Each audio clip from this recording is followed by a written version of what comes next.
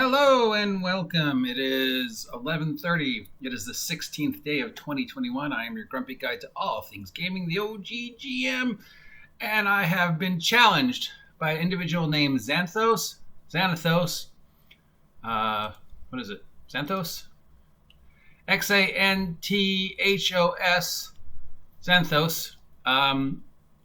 Will you do a video about your 3 favorite D&D YouTubers or modules? So my 3 favorite D&D modules and my 3 favorite D&D YouTubers. Okay, my 3 favorite D&D modules. There are a lot.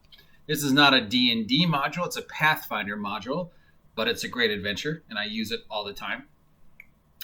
But if I have to go through all time or just 5th edition, my 3 favorite all-time D&D modules would be, in no particular order, White Plume Mountain.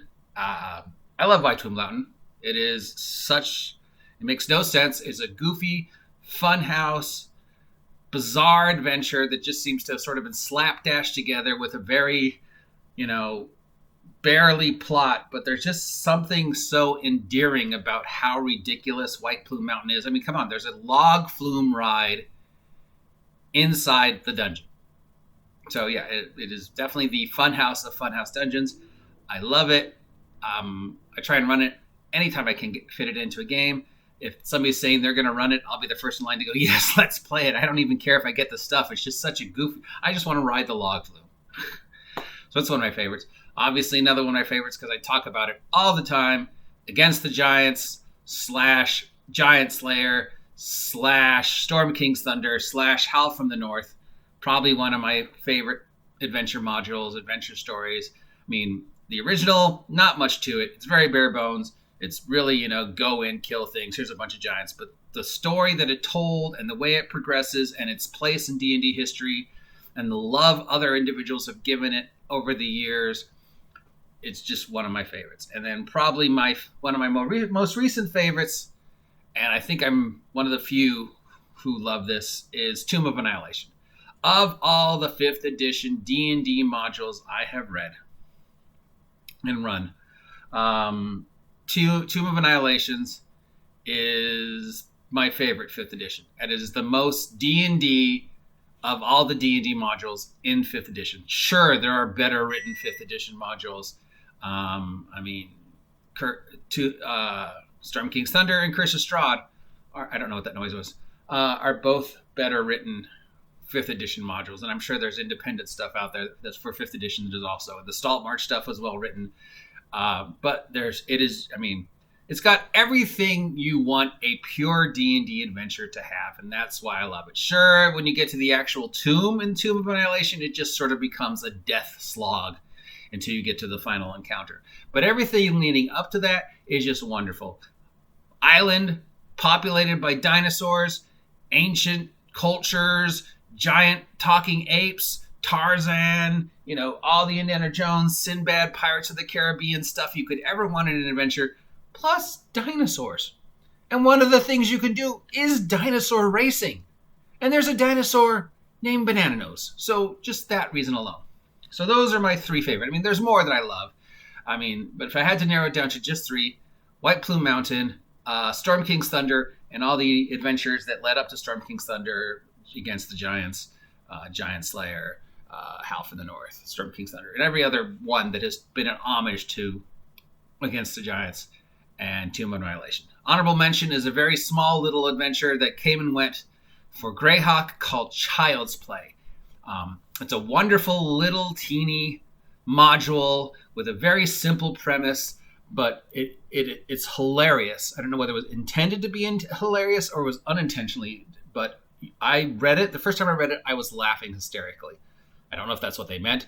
And I've run it. It's one of the few modules I've memorized. And just because every encounter can be resolved if the players choose without combat.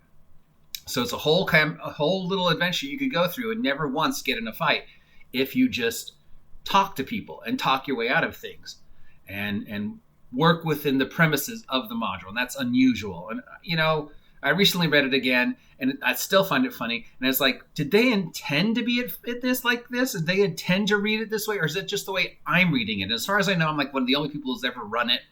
I've never seen anybody else run it. But yeah, it definitely rates it. So, but yeah, there's my top 3 favorite D&D modules. Now, my top favorite D&D YouTubers, not counting myself. There's a gentleman called Blanco. He does a lot of stuff with miniatures and crafting, and I love him. I love his enthusiasm. I love his creativity. I love that he could just walk into thrift stores and find all these great little toys and find uses for them for D&D, because all I ever find when I walk into a thrift store is like shoes. And I've only ever once found something that I could use in D&D in all the thrift stores that I've visited here in Ventura. So I love that about him. I love Chris Perkins and anything Chris Perkins does, except for maybe his most recent thing. You know, the Acquisitions Incorporated stuff. I just, yeah, he's one of my favorites. He doesn't do enough stuff. Matt Colville. I mean, what can you not say about the guy that hasn't been said? He's so influential. He needs to slow down when he's talking, though. I'm sure I'm not the only person who said that, but yeah.